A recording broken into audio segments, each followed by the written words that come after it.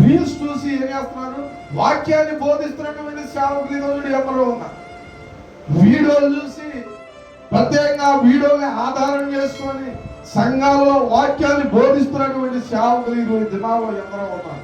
నేనంట ఎక్కువగా ఎప్పుడు కూడా ఒకవేళ మీరు గ్రహించే ఉండవచ్చు, ఏ సంగతులు కూడా పలానా రీల్స్ లో ఎట్లా జరిగింది, పలానా రీల్స్ లో ఎట్లా జరిగింది అని ఎన్నడూ కూడా ఎప్పుడు కూడా ఇది సంఘంలో నేను ఎక్కువగా అసలు బోధించడానికి ఇష్టపడతాను. కారణం ఏంటో తెలుసా? ఎందరో హతసాక్షులు అయితే ఈ పరిశుద్ధ గ్రంథం మన వరకు వచ్చింది. పరిశుద్ధ గ్రంథంలో గొప్ప గొప్ప భక్తులు ఉన్నారు, గొప్ప గొప్ప మార్గం ఉంది.